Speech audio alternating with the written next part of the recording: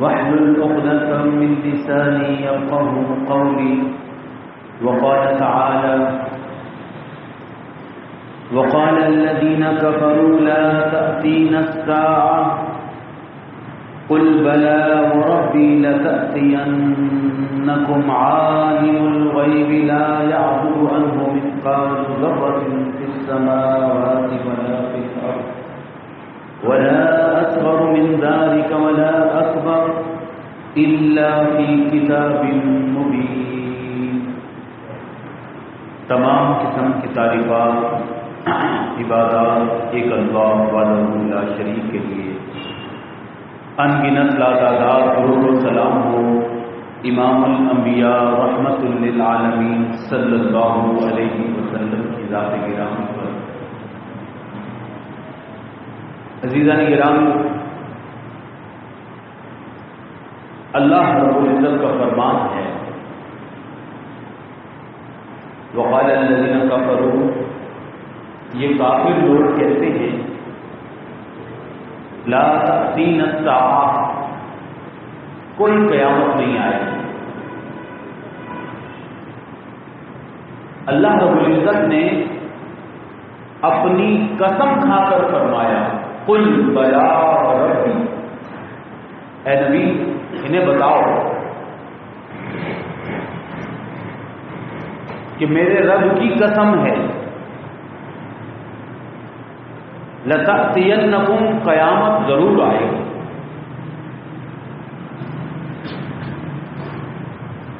قیامت کے آنے کا وقت عالم الغیب، اس ذات کے پاس ہے جو غیب کو جانتا ہے. لا یعزب عنہ مثقال ذرۃ فی الارض فی السماوات ولا فی الارض. اللہ رب العزت سے ایک ذرے کے برابر بھی کوئی چیز پوشیدہ نہیں ہے، نہ آسمانوں میں نہ زمینوں میں. ولا اصغر من ذلک ولا اکبر، نہ ذرے سے چھوٹی کوئی چیز پوشیدہ ہے نہ ذرے سے بڑی کوئی چیز پوشیدہ ہے. الا فی کتاب مبین، سب کی سب ہر چیز بلا کم و کاف لکھی ہوئی ہے اور ایک کتاب میں موجود ہے. اللہ رب العزت نے قیامت کے آنے کی اتنی پختہ بات فرمائی کہ اپنی ذات کی، اپنے رب ہونے کی قسم کھائی.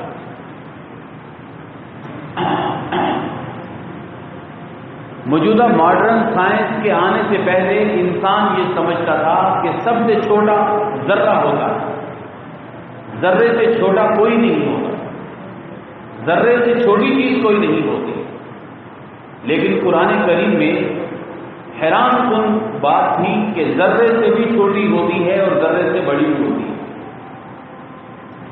تو ماڈرن سائنس نے بتایا کہ سب سے چھوٹا ایٹم جو ہے اس کو بھی چیر کر بے شمار ذرے بنائے جاتے ہیں. تو ذرے سے بھی جو چھوٹی چیز ہے جو ہمیں عام طور پہ نظر بھی نہیں آتی، جب تک ہم اس کو مائکروسکوپ سے نہ دیکھیں، اس چیز کے بارے میں بھی اللہ رب العزت فرماتے ہیں کہ وہ بھی اللہ کے علم میں. اللہ رب العزت نے فرمایا کہ تم کیا چاہتے ہو؟ هل ينتظرون الا الساعة، قیامت کا انتظار کر رہے ہو، قیامت تو اچانک آئے گی. پھر فرمایا فقط جاء اشراطها، قیامت کی نشانیاں آ چکی ہیں.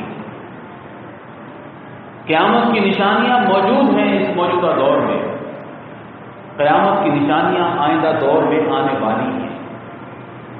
ہم انہی نشانیوں کا بیان سلسلہ وار کر رہے ہیں. اللہ رب العزت سے دعا ہے کہ اللہ رب العزت ہمیں قرآن اور حدیث میں حق سچ بیان کرنے اور صرف بیان نہ کرنے بلکہ عمل کرنے کی بھی توفیق عطا فرمائے. پیارے نبی صلی اللہ علیہ وسلم نے فرمایا: ان بین ید الساعہ، قیامت کے آنے سے پہلے ایسی چھوٹی چھوٹی نشانیاں تمہیں نظر آئیں گی اور ایسے فتنے آئیں گے کقطع اللیل المظلم، جس طرح اندھیری رات کے ٹکڑے ہوتے ہیں. کہ شام کے وقت تھوڑا سا اندھیرا، مغرب کے وقت تھوڑا اور زیادہ اندھیرا، اس کے بعد اندھیرے بڑھتے چلے جاتے ہیں، اور پھر جب اندھیری رات ہو کہ ان دنوں میں چاند نہ نظر آئے، جو مہینوں کے آخر میں اماوس کی راتیں ہوتی ہیں، جب چاند نظر نہیں آتا، ڈوب چکا ہوتا ہے، تو وہ تو بالکل ہی اندھیری راتیں ہوتی ہیں۔ پھر ایک دور آئے گا کہ بالکل اندھیری رات جیسا فتنہ سامنے آئے گا، اس وقت یصبح الرجل مسلماً ویمسی کافر، صبح یہ بندہ مسلمان تھا، شام کو کافر ہو جائے، شام کو کافر تھا، شام کو مسلمان تھا، تو اگلے دن پھر وہ کافر ہو جائے گا۔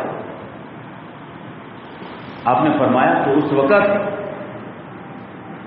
یاد رکھنا، اس فتنوں کی اندھیری رات کے اندر آپس میں ایک دوسرے کو قتل نہ کرنا،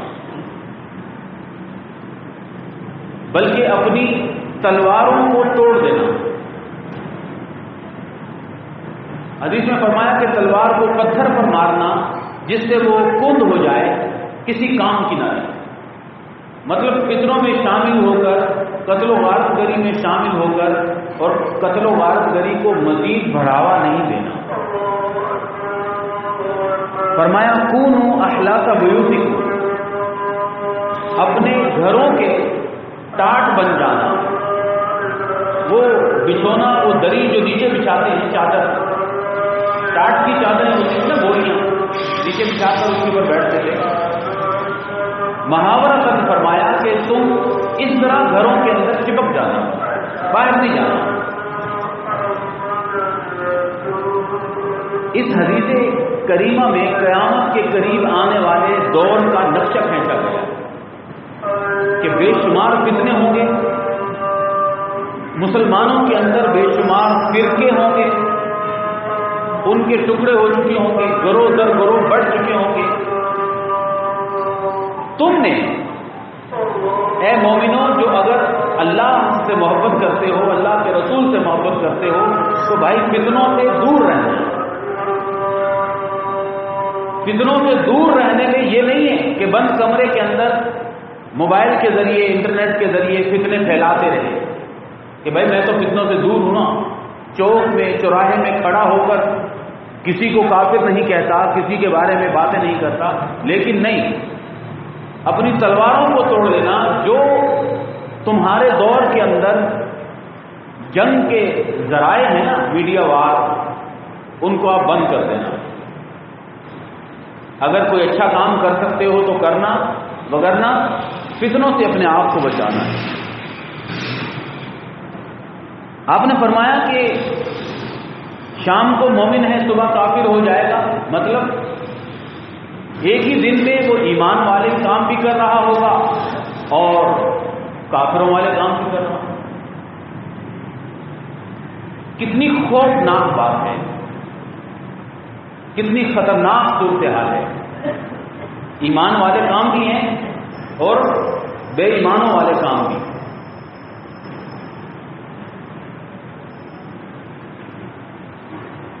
کل رات ایک شادی پہ جانا ہوا نکاح پڑھانے کے لیے۔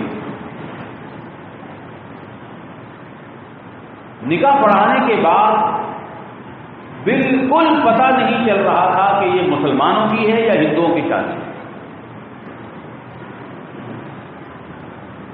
حالانکہ جو لے کر گئے تھے وہ کہتے تھے کہ ہم اہل حدیث ہیں، اور بڑی بڑی گاڑیاں بھی تھیں،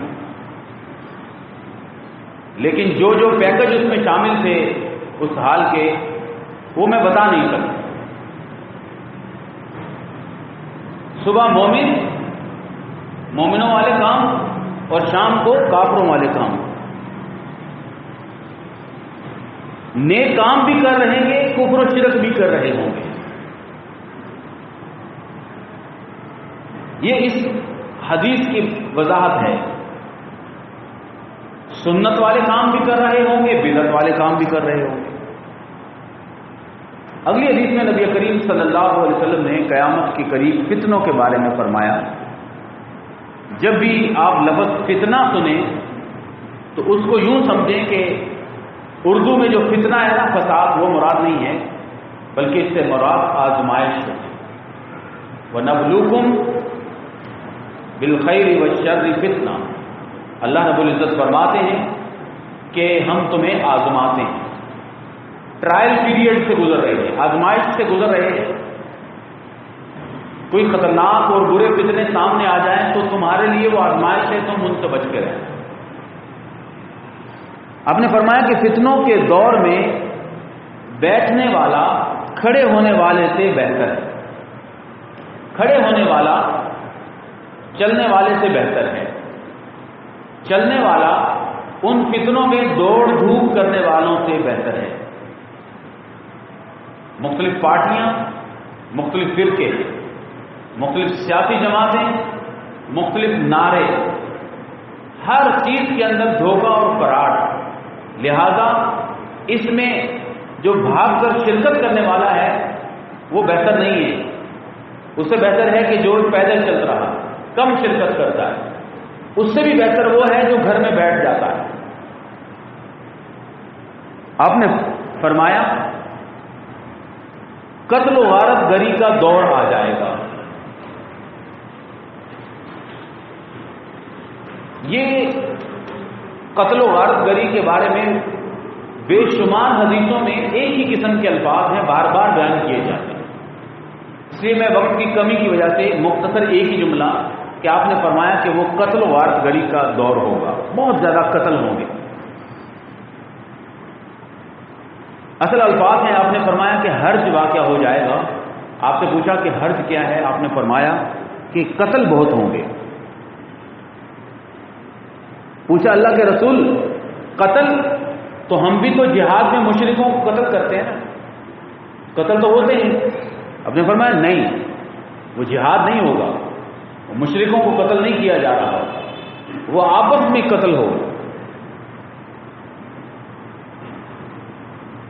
ہم جس دور میں ہیں اس میں انفارمیشن تو فوراً پہنچ جاتی ہے، ہر شخص کو معلوم ہو رہا ہے کہ یہ دور بالکل ہماری آنکھوں کے سامنے ہے اور موجود ہے۔ چند دن پہلے میں نے جنگ اخبار میں خبر پڑھی کہ ایک بجلی کے بل کے اوپر چند رشتہ دار لڑ پڑے، ایک کو غصہ آیا، اس نے فائرنگ کر کے 4-5 نوجوان آدمیوں کو قتل کر دیا، اور وہ تصویر میں باقاعدہ سڑک پر 5 بندوں کی لاشیں پڑی ہوئی ہیں، خون ہے۔ کیا ہے، کس بات پہ لڑائی تھی؟ یہ کافروں اور مسلمانوں کا جہاد ہو رہا تھا؟ نہیں، بجلی کے بل پہ لڑائی ہوئی۔ پڑوسی کو مارے گا، عقلیں چھن جائیں گی، لوگوں کی حالت گرد و غبار کی طرح ہوگی، مطلب بے وقت اور بے قیمت قسم کے دنیا میں لوگ ہوں جن کی کوئی عقل نہیں ہے، جو اپنی عقل کے پیچھے نہیں چلتے، جو اپنے ماں باپ کی عقل کے پیچھے بھی نہیں چلتے۔ کیوں اپنے آپ کو گولی کیوں ماری؟ جی وہ ویڈیو بنا رہا تھا ٹک ٹاک کے لیے، وہ غلطی سے اس کے اندر گولی رہ گئی اور وہ خود ہی اپنے آپ کو مار دیا۔ یہ ٹرین کے آگے آ کے کیوں مر گیا؟ کیا ہو گیا تھا؟ نہیں جی ٹرین کے آگے تو نہیں آ رہا تھا، ٹرین گزر رہی تھی تو وہ اپنی سیلفی بناتے غلطی سے گر گیا اور مر گیا۔ یہ کس بات پہ لڑائی جھگڑا ہے؟ پورا خاندان کو مار دیا گیا ہے، کیا ہوا ہے؟ یہ اس پلاٹ کے اوپر جھگڑا تھا، اس گھر کے اوپر۔ تو بھائی کہتے تھے کہ میں لوں گا، وہ کہہ رہا تھا میں لوں گا، پھر فائرنگ کر کے مار دیا۔ اب کس کا ہے؟ اب کسی کا بھی نہیں۔ اللہ اکبر۔ اس بچے کو موبائل فون میں گیم کھیلنے سے ماں باپ منع کرتے تھے، اس نے باپ کو ہی چھریوں کے وار سے ختم کر دیے۔ تو یہ جتنے بھی واقعات بیان کیے جا رہے ہیں یہ اسی حدیث کے ماتحت ہیں کہ قتل و غارت گری کا دور ہو اور وہاں ہم ایک دوسرے کو قتل کریں گے۔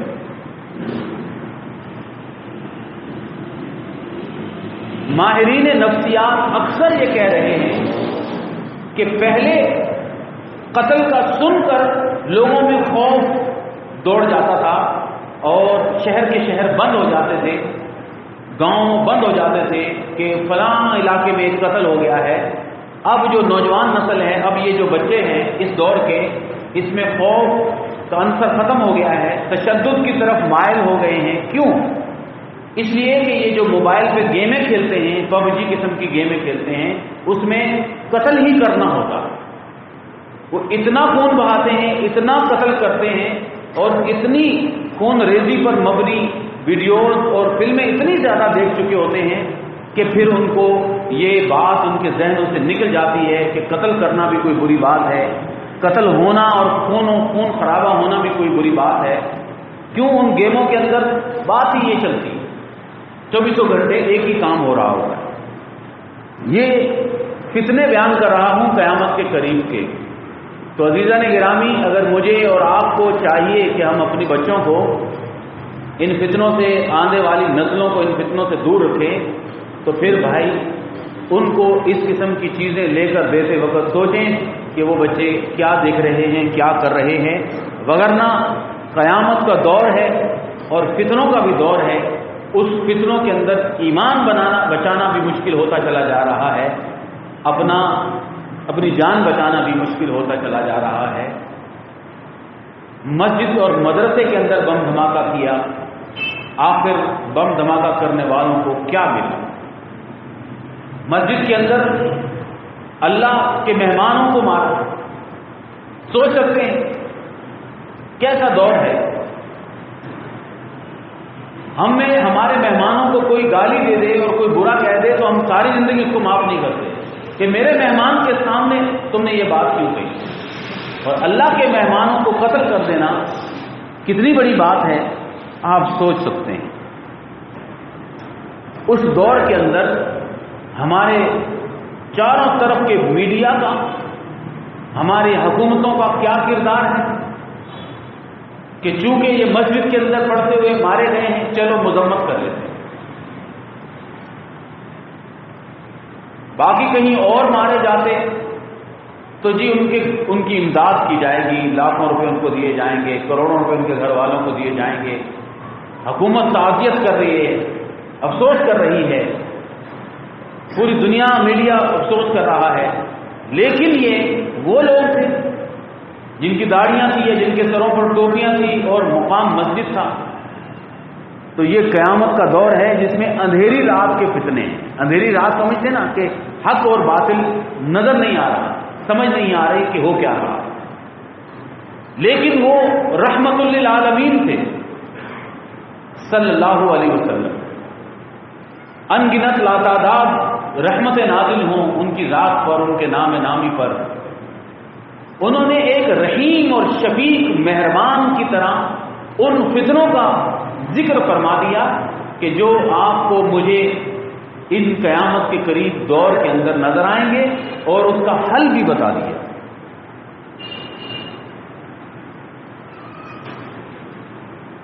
پیارے نبی صلی اللہ علیہ وسلم نے ارباد بن ساریہ فرماتے ہیں کہ ہمیں وعظ و نصیحت فرمائی، اور ایسی وعظ و نصیحت فرمائی کہ ہمارے دل نرم پڑ گئے، ہماری آنکھوں سے آنسو بہنے لگ گئے. اب یہ حل بتا رہے ہیں نبی کریم صلی اللہ علیہ وسلم. ہمارے آنکھوں سے آنسو بہنے لگے، ہمارے دل نرم پڑ گئے. ہم نے کہا اللہ کے رسول صلی اللہ علیہ وسلم، آپ آج ایسا بیان کر رہے ہیں، لگتا ہے کہ آپ ہمیں الوداع کہہ رہے ہیں، آپ ہمیں مزید وصیت فرمائیں. آپ نے فرمایا تم میں سے میرے بعد جو زندہ رہے گا، تم دیکھنا فسیرا اختلافا کثیرا، وہ بہت اختلاف دیکھے گا، وہ ٹکڑے ٹکڑے دیکھے گا مسلمانوں کو، وہ گروہ در گروہ دیکھے گا، وہ فتنے دیکھے گا، وہ فرقے دیکھے گا، وہ حق اور باطل کی کشمکش دیکھے گا، وہ سنت اور بدعتوں کو گڑ مڑ دیکھے گا. تو کیا کریں؟ اللہ کے رسول صلی اللہ علیہ وسلم آپ نے یہ کہا کہ ٹھیک ہے ان فتنوں میں تم بھی شامل ہو جانا، جتنے فرقے دیکھو گے تو آپ بھی ایک نیا فرقہ بنا لینا، یا یہ کہنا کہ سب صحیح ہوتے ہیں. اختلاف تو بڑی اچھی بات ہے نا، اختلاف تو رحمت ہے، جتنے فرقے ہوں گے اتنا اچھا ہے، سارے اچھے ہیں، سب صحیح ہوں گے.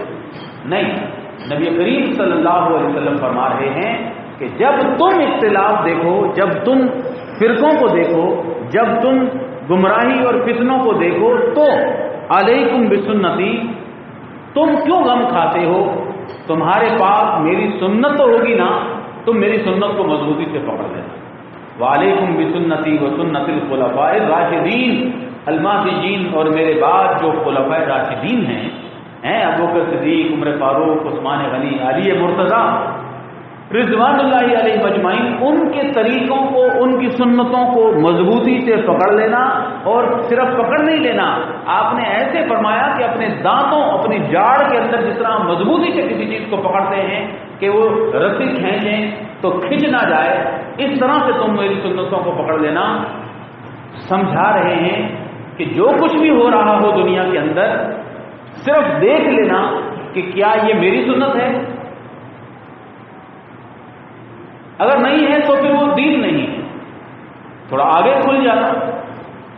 یہ بھی دیکھ لینا کہ کیا میرے بعد جو 100 سال کا عرصہ ہے جس میں خلافت راشدہ قائم رہی، جس میں صحابہ اکرام دنیا کے اندر موجود رہے، اس صحابہ کے دور میں وہ کام ہوا، وہ ان کی سنت تھی، صحابہ کا طریقہ تھا، تو ٹھیک ہے۔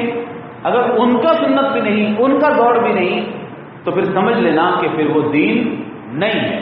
یہ تو نبی کریم صلی اللہ علیہ وسلم کا فرمان۔ میرے جیسا گناہ گار ہم بہت دور ہیں، 1400 سال دور رہتے ہیں، ہم صرف اتنی سی گزارش اور کرتے ہیں کہ بھائیوں، اگر دیکھو، آپ دیکھو کہ آپ حنفی مسلمان ہو تو آپ امام ابو حنیفہ رحمہ اللہ کے مقلد ہو، ان کا نام لیتے ہو، ان کی عزت و احترام کرتے ہو، تو یہ دیکھ لینا کہ یہ جو چاروں طرف ڈھول ڈھماکے اور لائٹنگ ہو رہی ہے، کیا یہ امام ابو حنیفہ رحمہ اللہ کیا کرتے تھے؟ تو کم از کم یہ سمجھ لینا کہ چلو وہ بہت عظیم ہستی تھے، اگر وہ بھی نہیں کرتے تھے تو سمجھ لینا کہ پھر یہ بالکل ہی دین کا حصہ نہیں ہے۔ آگے چلیں، اور ہمارے پاکستان میں، ہندوستان میں، بنگلہ دیش میں، مصر اور ترکی میں کچھ علاقے ایسے ہیں جہاں ایک بزرگ ہستی پیران پیر عبد القادر جیلانی رحمۃ اللہ علیہ کی بڑی عزت و احترام کی جاتی ہے۔ ان کے نام پر بہت کچھ ہوتا ہے، بہت کچھ ہوتا ہے، ان کو اتنا بڑھا دیا جاتا ہے اور اتنی عزت و احترام کا درجہ دیا جاتا ہے کہ جو الفاظ میں منہ سے بیان نہیں کر سکتا۔ وہ اتنے اعلیٰ بزرگ تھے، اتنے اللہ کے ولی اور مہربان تھے۔ آپ ان کے عمل کو کم از کم دیکھ لینا کہ کیا وہ یہ کام کرتے تھے؟ اگر وہ بھی نہیں کرتے تھے تو پھر تو آپ چاروں طرف اندھیروں کے اندر، کہ جن کے نام پہ ہم قادری بنے، جن کے نام پہ ہم ختم دیتے ہیں، جن کے نام پہ بہت کچھ کرتے ہیں، جن کے نام پہ جانیں قربان کرتے ہیں، اور انہیں ایسے ایسے القاب دیتے ہیں کہ جو لقب اور جو صفتیں اللہ کی صفتیں ہیں، اتنے بڑے اگر وہ بزرگ تھے، ان کی کتابیں تو ہیں نا، ان کی کتابوں سے دیکھ لیں، ان کی سیرت دیکھ لیں، وہ یہ کام کرتے تھے، وہ بھی یہ کام نہیں کرتے تھے، تو پھر بھائی پرلے درجے کی بدعتوں میں سے ایک بدعت ہے۔ تو نبی کریم صلی اللہ علیہ وسلم نے ایسے ماحول میں، صحیح مسلم کی حدیث بیان کر رہا ہوں، صحیح مسلم کی، عبداللہ بن مسعود رضی اللہ تعالی عنہ بیان فرماتے ہیں، ما بعث اللہ نبیا فی امتی من قبلی، مجھ سے پہلے اللہ نے جتنے بھی نبی بھیجے ہیں، الا کان لہ حواریون واصحابہ، ان کے ساتھی ہوتے تھے، ان کے مددگار اور ان کے دوست ہوتے تھے، ہر نبی کے صحابہ ہوا کرتے تھے۔ اللہ اکبر۔ ان صحابہ کا کام یہ ہوتا تھا، یاخذون بسنتہ، وہ اپنے نبیوں کی سنتوں پر عمل کرتے تھے، یقتدون بامرہ، وہ اپنے نبی کے حکم کی پیروی کیا کرتے تھے۔ اللہ اکبر۔ ثم انہا تخلف من بعدہم خلوف، پھر ان کے بعد جو نسلیں پیدا ہوتی تھیں، وہ ناخلف قسم کی نسلیں پیدا ہوتی تھی، وہ کام کرتے تھے۔ آپ سننا، اللہ تعالیٰ مجھے آپ کو ہم سب کو محفوظ فرمائے۔ وہ یفعلون ما لا یؤمرون، وہ کام کرتے تھے جس کا نبی حکم نہیں دیتا تھا۔ سوچیں، وہ کام کرتے تھے جس کا نبی نے حکم نہیں دیا۔ وَيَقُولُونَ مَا لَا يَفْعَلُونَ، منہ سے ایسی باتیں نکالتے تھے جس پر عمل نہیں کرتے تھے. عرس، میلے ٹھیلے، کیک کاٹنا، برتھ ڈے منانا، لائٹنگ، جھنڈیاں، جو کچھ بھی ہیں، میں کہہ دیتا ہوں کہ سب اچھے کام ہوتے ہیں، لیکن نبی کریم صلی اللہ علیہ وسلم فرما رہے ہیں کہ میرے صحابہ کے بعد ایسے لوگ آئیں گے جو وہ کام کریں گے جس کا نبی نے حکم نہیں دیا. آگے اصل بات شروع ہوتی ہے.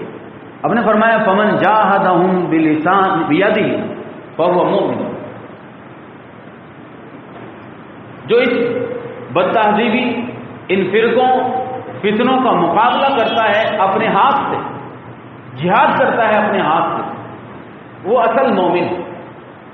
فمن جاہدہم بلسانہ، جو زبان سے کہتا ہے کہ بھائی یہ غلط ہے، اصل طریقہ سنت نبی کا ہے صلی اللہ علیہ وسلم، اصل طریقہ پیارے نبی صلی اللہ علیہ وسلم کا ہے، اصل طریقہ صحابہ کا ہے، باقی ان کے علاوہ جو طریقے ہیں وہ غلط ہیں، زبان سے جہاد کرتا ہے وہ مومن ہے.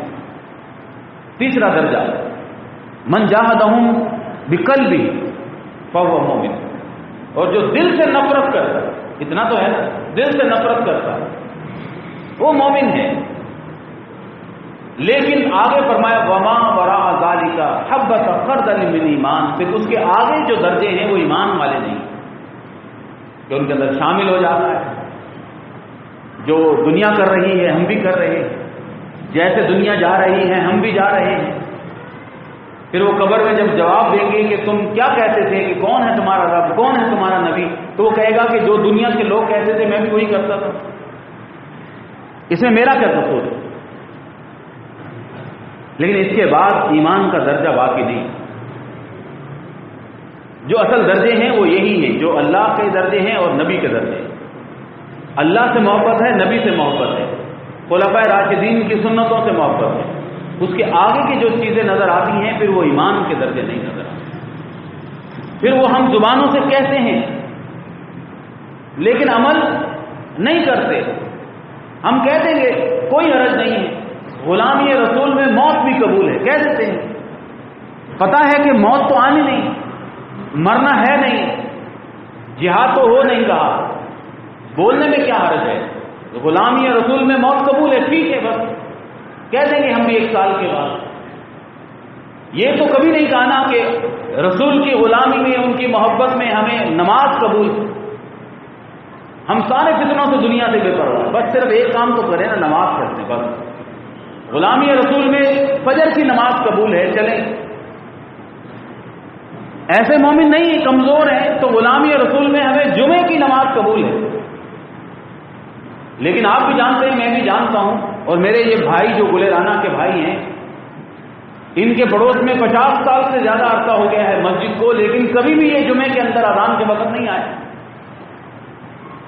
بھائی غلامی رسول میں ہر چیز قبول ہے، نبی سے محبت بھی ہے، لیکن 1 ہفتے کے بعد جمعے کے وقت بھی کہ حاضری جب لگ جائے ہماری، اس حاضری کے اندر اپنے آپ کو شامل کروانے نہیں آتے. ہم آخر میں آتے ہیں، آخری نماز کے وقت آتے ہیں، لیکن وہ حاضری کا وقت نہیں ہوتا. پیارے نبی نے فرمایا کہ آپ حاضری کے ٹائم پر آؤ، جب فرشتے تمہاری حاضری لگاتے ہیں، تمہیں اونٹ کی قربانی کا ثواب ملے گا، تمہیں گائے کی قربانی کا ثواب ملے گا، تمہیں بے شمار صدقہ و خیرات کا اجر ملے گا. تم حاضری کے ٹائم پر تو آ جاؤ، لیکن نہیں آتے. کیوں؟ بھائی غلامی رسول سے محبت ہے. یہ میری، آپ کی، ہم سب کی صورتحال ہے. مسجد کے قریب رہتے ہیں، دروازے پہ رہتے ہیں، پچھلی گلی میں رہتے ہیں، لیکن نہیں، ہم ہفتے کے بعد بھی نہیں آنا چاہتے. یہ ہماری حالت ہے. باتیں ہم سے جتنی مرضی کروا لیں، لیکن ہمارا عمل ہماری باتوں کے مطابق نہیں ہوتا. کبھی یہ کہہ دیں کہ بھائی غلامی رسول میں ہم سود چھوڑ رہے ہیں، ہم بے حیائی چھوڑ رہے ہیں، ہم فتنہ چھوڑ رہے ہیں، ہم گندی فلمیں چھوڑ رہے ہیں، ہم ناجائز تعلقات کو چھوڑ رہے ہیں. کوئی بندہ آ جائے کہہ دے کہ بھائی نبی سے محبت ہے، ربیع الاول کا مہینہ ہے، 12 ربیع الاول کا دن بھی ہے، جمعے کا دن بھی آ گیا ہے، چلو میں عہد کر کے جاتا ہوں کہ میں نے اگر جس جگہ پہ رہتا ہوں، جس جگہ پہ میں نے قبضے کیے ہیں، بہنوں کا حصہ ہے، بھائیوں کا حصہ ہے، رشتے داروں کا حصہ ہے، وہ چھوڑ رہا ہوں کیونکہ میں نے مر جانا ہے اور 2 گز کی قبر میں چلا جانا ہے، لہذا یہ سب کچھ وبال میں اپنے اوپر لے کر نہیں جا رہا، لیکن کوئی بھی نہیں کہے گا۔ اللہ اکبر۔ پیارے نبی صلی اللہ علیہ وسلم نے فرمایا ان قریب بڑے فتنے ہوں گے، بڑے فتنے ہوں گے، تو جو بھی بیان ہو رہے ہیں اور جو بیان ہوں گے ان سب کو اپنی نظروں میں رکھنا۔ آپ نے فرمایا کہ جو بیٹھا ہوا ہے وہ بہتر ہے، جو چلنے والے سے چلنے والا بہتر ہے بھاگنے والے سے۔ ابو بکرہ رضی اللہ تعالیٰ عنہ بیان فرماتے ہیں، کہتے ہیں اللہ کے رسول ایسے دور میں جب فتنے ہوں گے آپ مجھے کیا حکم دیتے ہیں، میں کیا کروں؟ آپ نے فرمایا جس کے پاس اونٹ بکریاں ہیں تو وہ اپنے اونٹ بکریوں کے پاس چلا جائے اور فتنوں سے دور ہو جائے۔ یعنی سمجھا رہے ہیں ہر دور کے اندر جو بھی کاروبار ہے آپ کا، جو بھی رزق حلال کماتے ہو بس وہ کرو، نماز پڑھو، روزہ رکھو، حج زکات دے سکتے ہو، جو کر سکتے ہو کرو، فتنوں سے اپنے آپ کو بچاؤ اور دور چلے جاؤ۔ پوچھا اللہ کے رسول اگر اونٹ اور بھیڑ بکریاں نہیں ہیں، مطلب کوئی ملازمت نہیں ہے، کوئی تجارت نہیں ہے، کام نہیں ہے، فارغ ہیں، پھر کیا کریں؟ تو آپ نے فرمایا بیکار ہو تو اپنی تلوار کو توڑ دینا تاکہ اس فتنوں میں تم نہ شامل ہو جاؤ۔ کہا اللہ کے رسول وہ فتنے میرے گھر میں داخل ہو جائیں پھر کیا کروں؟ آپ نے فرمایا تم کمرے کے اندر بند ہو جانا۔ ابھی بھی مجھے نہیں سمجھ آئی، آپ کو سمجھ میں نہیں آئی تو پھر فرشتے ہی سمجھائیں گے کہ جو بھی فتنے ہیں، جس قسم کے بھی فتنے ہیں، میڈیا کے ذریعے آتے ہیں، موبائل کے ذریعے آپ کے سامنے آتے ہیں، کسی کے ذریعے بھی آتے ہیں، باہر لوگوں سے آپ سنتے، آپ فتنوں میں شامل ہیں۔ فتنوں سے دور رہنے، فتنوں سے بچنے کی بار بار بتائی جا رہی ہے بات۔ نبی کریم صلی اللہ علیہ وسلم نے فرمایا، عبداللہ بن مسعود فرماتے ہیں کہ بے شمار فتنے ہوں گے اور ان فتنوں میں مقتولین جو ہیں، جو قتل ہو رہے ہیں، مر رہے ہیں، وہ سب جہنم میں جائیں گے۔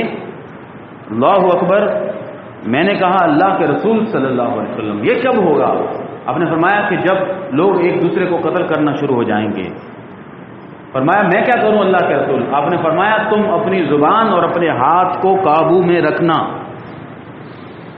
اپنی زبان غلط جگہوں پر استعمال نہیں کرنا، اپنے ہاتھ کو قابو میں رکھنا، اپنی انگلیاں چلاتے ہوئے کسی کی عزتوں کو نہیں اچھالنا، کسی پر الزام نہیں لگانا، کسی کو کافر وافر نہیں کہنا، پوری دنیا کو سمجھانے کی فکر نہیں کرنا، تم خود سمجھنا، خود سدھرنے کی کوشش کرنا۔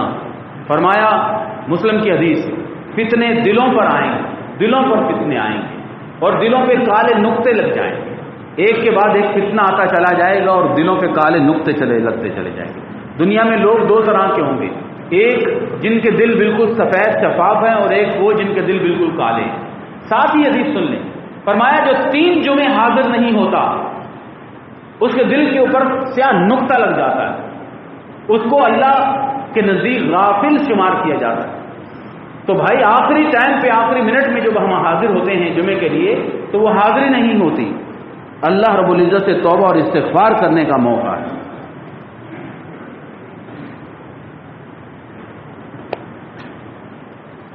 ان فتنوں کے دور میں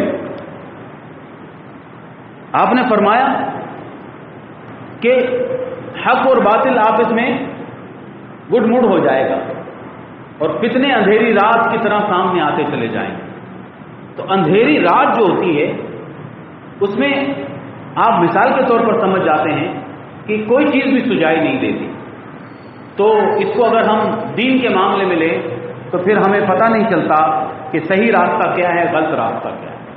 چاروں طرف سے بھانت بھانت کی بولیاں سنائی دیتی ہیں، میڈیا میں ہر قسم کی عجیب و غریب قسم کی باتیں سنائی دے رہی ہیں اور سبھی لوگ تقریباً ہر بندہ دنیا کے اندر قرآن و حدیث پڑھ پڑھ کے بیان کر رہا ہوتا ہے اور سننے والا حیران ہوتا ہے کہ یہ بھی قرآن پڑھ رہا ہے، یہ بھی قرآن پڑھ رہا ہے۔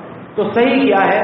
تو وہ صحیح نجات کا راستہ نبی کریم صلی اللہ علیہ وسلم نے سمجھا دیا کہ تم میری دور میں میری سنت اور میرے بعض صحابہ کی سنت کو دیکھنا، یہ بھی فرمایا ما انا علیہ واصحابی، صحیح طریقہ اس وقت آپ کو دیکھنا ہو تو یہ دیکھ لینا کہ یہ جو کام میں کر رہا ہوں اور میرے صحابہ کر رہے ہیں، مطلب یہ ہے کہ قرآن میرے دور میں بھی ہے، صحابہ کے دور میں بھی ہے، قرآن سے جو میں اور صحابہ سمجھتے ہیں وہی صحیح ہے، اس کے بعد جو تم دنیا کے اندر سمجھ کے لوگوں کو بیوقوف بنا رہے ہو وہ حقیقت نہیں ہے۔ آگے نبی کریم صلی اللہ علیہ وسلم کی جو ایک صفت ہے، عظیم صفت بیان فرمائی کہ انا ارسلنا الیکم رسولا شاہدن علیکم علی، آیا ہے کہ ہم نے لوگوں تمہارے پاس رسول بھیجا ہے، وہ تمہارے خلاف گواہی دے گا۔ کما ارسلنا الی فرعون رسولا، جیسے ہم نے پہلے فرعون کی طرف رسول بھیجا تھا، فعصى فرعون رسولا، فرعون نے رسول کا انکار کیا، نافرمانی کی، فاخذناه اخذا وبیلا، تو ہم نے اس کو بڑی بری طرح دنیا اور آخرت کے انجام سے دوچار کیا۔ تو اسی طرح بالکل تمہارے پاس بھی رسول آیا ہے اور وہ رسول تمہارے بارے میں گواہی دے گا۔ فَكَيْفَ تَتَّقُونَ إِن كَفَرْتُمْ يَوْمَ يَجْعَلُ الْوِلْدَانَ شِيبًا، تو تم قیامت کے دن کیسے بچو گے اگر تم نے اس رسول کا انکار کیا؟ تو یہ آیت کریمہ مجھے اور آپ کو، ہم سب کو جھنجھوڑتی ہے کہ مثال کے دور میں جائیں اور رسول اللہ صلی اللہ علیہ وسلم جناب رحمت للعالمین اس دور میں آئیں تو بتائیں میرے بارے میں، آپ کے بارے میں ہمیں کیا کہیں گے، کیا کہیں گے ہمارے بارے میں کہ یہ لوگ تو جمعہ بھی نہیں پڑھنا چاہتے، باقی جہاد دینا، جانیں قربان کرنا اور 5 وقت کی نمازیں اور حق کو بیان کرنا، حق کے دور میں رہنا، حلال کھانا تو بہت دور کی بات ہے۔ سوچیں، چاروں طرف نگاہ دوڑائیں اور کیا ہمارے بارے میں گواہی دیں گے کہ اللہ رسول کو راضی کرنے کے لیے بھائی یہ جھنڈیاں لگاتے ہیں، اللہ رسول کی محبت میں یہ لائٹنگ کر رہے ہیں، راضی ہو جائے گا اس سے اللہ رسول، جنت مل گئی کہ سال کے بعد میں نے فلاں فلاں جلوس نکالے، جنت مجھے مل گئی۔ صحابہ اکرام کو پتہ نہیں تھا، نا حق جانے انہوں نے قربان کی، وہ یہ کام کرتے اور جنت بھی لیتے، راضی بھی رکھتے، سب کو کچھ کرتے۔ نبی کریم صلی اللہ علیہ وسلم کے چچا نہیں جانتے آپ، حمزہ اپنی جان دی اللہ کو راضی کرنے کے لیے، ان کے ناک کان کو کاٹ دیا گیا، جہاد میں قربانی دی کس کے لیے؟ اللہ کو راضی کرنے کے لیے۔ اور آج ہم جس دور میں جی رہے ہیں جہاں شاہدن علیکم استغفر اللہ، نبی کریم صلی اللہ علیہ وسلم گواہی دیں، کیسی گواہی ہوگی، کیسی شرمندگی ہوگی؟ کیا امت، اس دور کی پوری امت، ہمارے مسلمانوں کے حکمران، عوام سب کھڑے ہو سکیں گے صرف قیامت کے دن نبی کریم صلی اللہ علیہ وسلم کے سامنے؟ اتنا کہہ سکیں گے کہ آپ ہمارے لیے سفارش کر دیجیے، آپ تو شافعی محشر ہیں۔ امام مالک سے پوچھا گیا کہ نبی کریم صلی اللہ علیہ وسلم کی گستاخی کے بارے میں آپ کیا کہتے ہیں کہ امت کیا کرے؟ تو امام مالک نے فرمایا کہ امت باقی رہے گی کہ جب نبی کی گستاخی کر رہے کوئی تو امت ہے باقی، تو امت باقی نہیں ہے۔ یہ بھی یاد رکھیں کہ نبی کریم صلی اللہ علیہ وسلم جناب رحمت للعالمین کی کوئی گستاخی اور کوئی ان کی شان میں کمی کر نہیں سکتا، کیونکہ ان کا ذکر اللہ نے بلند فرما دیا ہے، ان کی شان اللہ نے بلند فرما دی ہے۔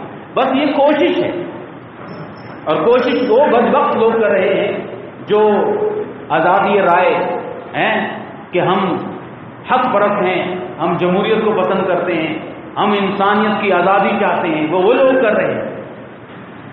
جو فرانس کا صدر خود بھی اتنا بدبخت ہے، اتنا بدبخت ہے کہ قرآن کریم میں اللہ رب العزت نے جہاں 4-6 نشانیاں بیان فرمائی سورہ قلم میں کہ یہ وہ لوگ ہوتے ہیں جو نبی کو جھٹلاتے ہیں، ان میں ایک نشانی اس کی وہ بھی ہے کہ وہ بد نسل ہوتا ہے، اس کے ماں باپ کا کوئی پتہ نہیں ہوتا، گندے خاندان سے تعلق رکھتا ہے، بے اصل شخص ہوتا ہے، عتل بعد ذلک ظلیم، بے غیرت آدمی ہوتا ہے، وہی سوچتا ہے کہ میں شان میں گستاخی کروں۔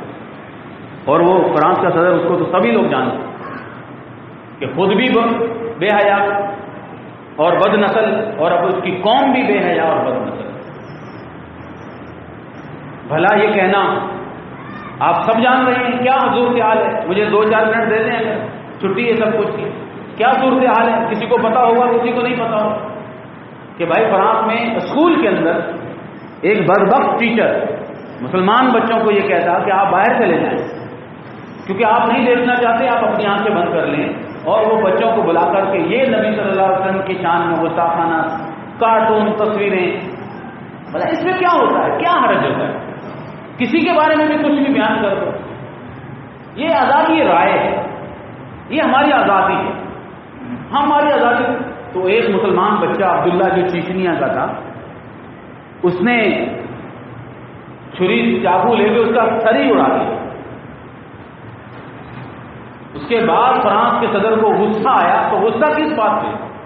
بھائی غصہ آتا ہے تو کوئی اچھے کام کرو، قانون نافذ کرو، کہ نہیں اچھا انہوں نے ہمیں للکارا ہے تو ہم دیواروں پر، بڑے بڑی دیواروں کے اوپر جو بورڈ ہوتے ہیں ان بورڈوں کے اوپر یہ کام سرکاری سرپرستی کے اندر کریں گے۔ تو اب مسلمانوں کو کم از کم آگ لگ جانی چاہیے۔ وہ مغرب میں رہنے والے مسلمان جو اپنے مستقبل کو اچھا کرنے کے لیے گئے تھے، جو وہاں ترقی کے لیے گئے تھے، وہ بڑے شرمندگی سے آنکھیں جھکا کے سڑکوں پر گزرتے ہیں کہ دیواروں پر نبی کریم صلی اللہ علیہ وسلم کی شان میں غصہ سے لکھی ہوتی ہے۔ تو بھائی دنیا میں کوئی مستقبل نہیں، سب نے قبر میں جانا ہے، اور قبر میں پہلے سوال بھی یہیں سے شروع ہوتے ہیں کہ تمہارا اللہ اور رسول کون تھا، تمہارا ان کے بارے میں رویہ کیسا تھا، تم ان سے کیسی محبت کرتے تھے۔ تو لائٹوں سے، ڈانس سے، دھمال سے راضی نہیں ہوتے کوئی چیز، بلکہ عمل سے راضی ہوتے ہیں۔ تو بھائی عمل نہ ہمارے حکمران کر رہے ہیں نہ عوام کر رہی ہے۔ اگر ذاتی طور پر نبی کریم صلی اللہ علیہ وسلم سے محبت ہے اور اس نفسا نفسی قیامت کے دور میں ہم جی رہے ہیں، اور ہم کہہ سکتے ہیں کہ ہم کل قیامت کے دن شرمندہ صحیح لیکن نبی کریم صلی اللہ علیہ وسلم سے محبت کر سکتے ہیں، تو میں نے کوئی یہ بات ہزاروں مرتبہ کہی ہوگی کہ اپنے گھروں کے اندر صرف نبی بچوں کو پڑھائیے، لیکن مجھے نہیں لگتا کہ کسی نے عمل کی ہوگی۔ گھروں میں صرف نبی پڑھائیے بھائی، نبی سے محبت سکھائیے، سنوائیے، ہر چیز مہیا ہے اس دور کے اندر۔ ان کو ٹک ٹاک سے تھوڑی دیر کے لیے نکالیے اور ان کو بتائیے کہ ہمارا نبی ہے مہربان، کتنی محبت کرنے والی شخصیت، کتنی عظیم شخصیت، کتنی روشن شخصیت، کتنی روشن خیال شخصیت، کتنی محسن انسانیت شخصیت، لاکھوں کروڑوں نہیں ان گنت لاتعداد درود و سلام ہو جناب رحمت للعالمین صلی اللہ علیہ وسلم کے لیے۔ درود پڑھنا سکھائیے بچوں کو کہ آپ جب درود پڑھتے ہو نبی کریم صلی اللہ علیہ وسلم کے لیے تو اللہ رب العزت کی رحمتیں نازل ہوتی ہیں۔ جب رحمتیں نازل ہوتی ہیں تو اللہ کی برکتیں انشاءاللہ ضرور نازل ہوں گی۔ انشاءاللہ تعالی ہو سکتا ہے کہ ہمارے دامن میں کل قیامت کے دن یہی چیز باقی رہے۔ صحابی آیا کہنے لگا اللہ کے رسول صلی اللہ علیہ وسلم وہ قیامت کب آئے گی؟ آپ نے فرمایا کب آئے گی چھوڑو، قیامت کی نشانیاں جو ہم بیان کر رہے ہیں چھوڑو، یہ بتاؤ تم نے کیا تیاری کیا کی ہے قیامت میں؟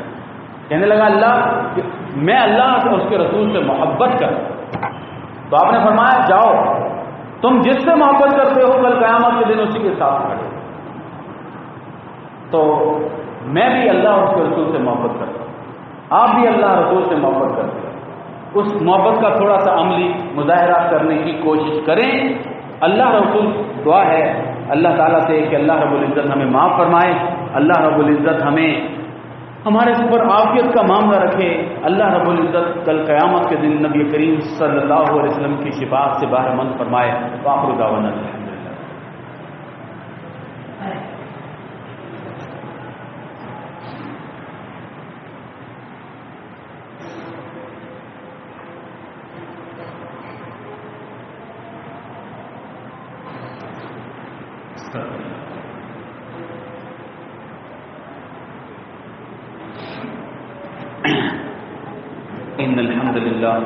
إن الحمد لله نحمده ونستعينه ونستغفره ونعوذ بالله من شرور